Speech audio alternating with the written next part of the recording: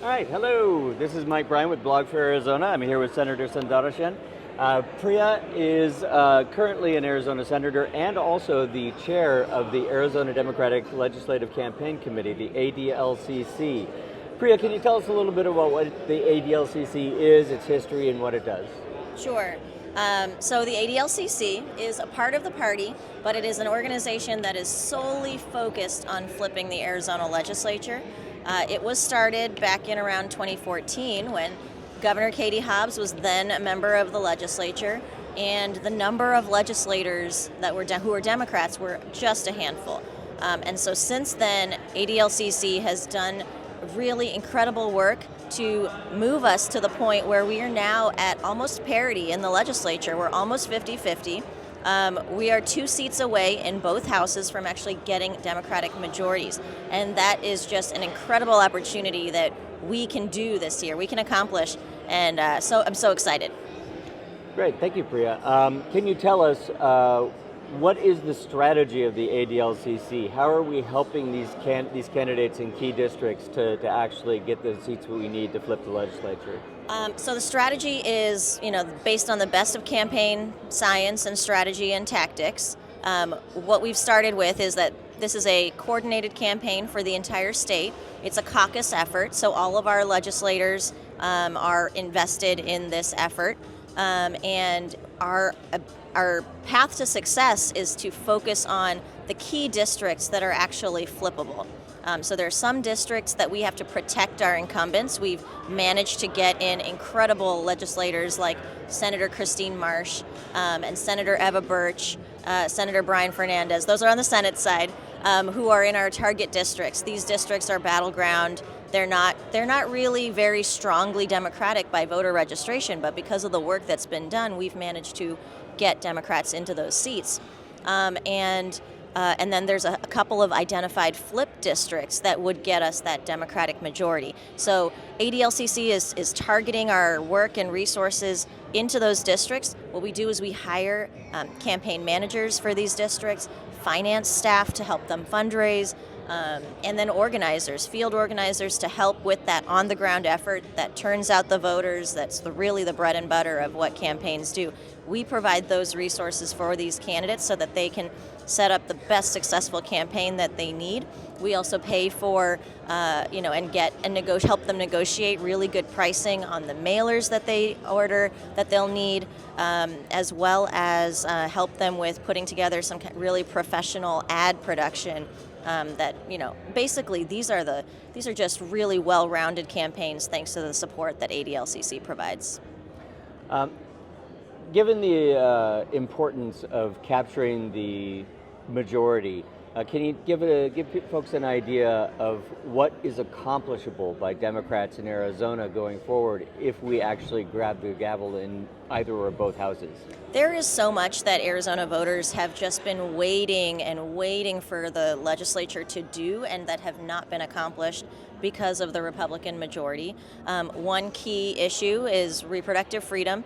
That's a major issue that is turning out voters right now, and it is absolutely something that once Democrats get the majority, we can repeal existing abortion bans that continue to remain on the books and protect affirmatively those reproductive freedoms. Public education, we know that the Red for Ed movement has been so big and fighting for more investment in public education that really has not come through under Republican leadership. So Democratic leadership would be able to invest our resources in public education in the way that Arizona voters are looking for. Water security, I'm very, deeply invested and care so much about protecting our water resources, both for our rural communities as well as our urban ones. And we haven't been able to accomplish any really meaningful change under Republican leadership. So that's something that I'm looking forward to. Gun safety, that's something that under Republican leadership, all they do is they put forward more bills to allow guns in schools and expand access to these unsafe firearms. We're looking to put in common sense gun safety measures, in partnership with advocates who've done the work, organizations like Giffords and folks. So there's so many, low-hanging fruit that we will certainly accomplish with Democratic majorities. And then, of course, let's also think big. So I'm just excited with, to get the majority and start talking about democratic values. Well, let's talk dollars and cents for a second. How much is that fruit going to cost us? What's the budget for the ADLCC, and how are we doing? So overall, we've identified about a $20 million effort for ADLCC for this cycle. We're progressing pretty well. There's still a few months left in the cycle, so we absolutely need to continue fundraising and continue to raise that level. But we're doing great. We've been able to pay for all of the staff that I identified, and those resources are out there supporting our candidates already. And so we will continue to be funding that staff through the end of November. Or the end of the election cycle. And then, the rest of the resources continue to be needed. We've got great partnerships from various, organizations who care about legislative majorities. And so we're looking to get those partnerships to invest in our effort, including, Governor Hobbs made a commitment early in 2023 to support ADLCC, and we're looking forward to that full investment coming in, and that'll be a huge part of how we get to that majority. And then, of course, individual donors. We're just so grateful for regular people who see the value of Democratic majorities in Arizona and contributing what they can. Are there any other Arizona politicians who you'd like to call out as being especially helpful to the effort of ADLCC? I mean, we've certainly had the benefit of Senator Mark Kelly has donated his time to put together and show up for fundraiser events, both in Arizona and even in D.C. So major shout outs to Senator Kelly. Congressman Greg Stanton joined us as well. There are so many folks who are invested. Oh, I can't even name them all, because Mayors Kate Gallego, Mayor Corey Woods, they've participated in events with us and can talk about. Oh, of course, Attorney General Chris Mays. Okay, I can't list them all. There's too many. But at every level of government, our Democratic elected officials understand why having a Democratic majority in the legislature is a much better outcome than the current Republican control. Yeah, big love to all those who have contributed and will continue to contribute. Let's also talk about people who are not in Arizona and why they should be concerned about ADLCC flipping the legislature and helping us do so with their contributions. Yeah, I think for folks who aren't in Arizona, Arizona is an absolutely critical place to help us flip the legislature. Since the U.S. Supreme Court put the Dobbs decision out, we've seen that so much important lawmaking work occurs in the states. And that has continued with even more recent U.S. Supreme Court decisions, like overturning the Chevron doctrine and returning even more control to the states.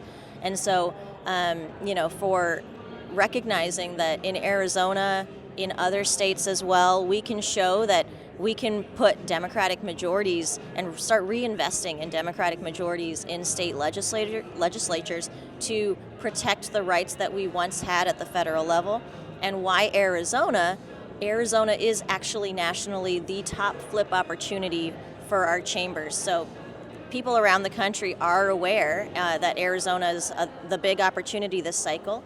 And by the way, we're also, money invested in Arizona goes further. So our $20 million effort to flip the legislature this cycle is actually relatively small compared to that same effort in other states. Yeah, and I would also point out that, when you have a good ground game in the local districts, the local legislative districts, especially those that are swing districts, that money trickles up. I mean, not only is it spent to give us a Democratic majority in Arizona, but it also increases turnout, enthusiasm, and votes all the way up the ticket, right up to Harris and Walz. And so if you want Arizona to become a Democratic state, and if you want to deliver Arizona for the Electoral College, for Harris and Walz, this is a great investment and one that multiplies itself many times over by spending it right on the ground where it needs to be. That's what I sometimes like to say. Our candidates, because our legislative districts are much smaller than an entire statewide campaign, our candidates can be on the ground, talking to people, knocking on doors, and inspiring voters who may not otherwise be inspired because now they've met a candidate for office. And of course, that inspired voter will absolutely vote for everything else on the ballot. Thank you for all you do, Priya. We really appreciate you here at Blog for Arizona and Democrats of Greater Tucson. We're here at the Democratic National Convention live, and I just want to thank you for everything that you do for the state of Arizona. Bless you. Thanks, Mike. Thanks, everyone.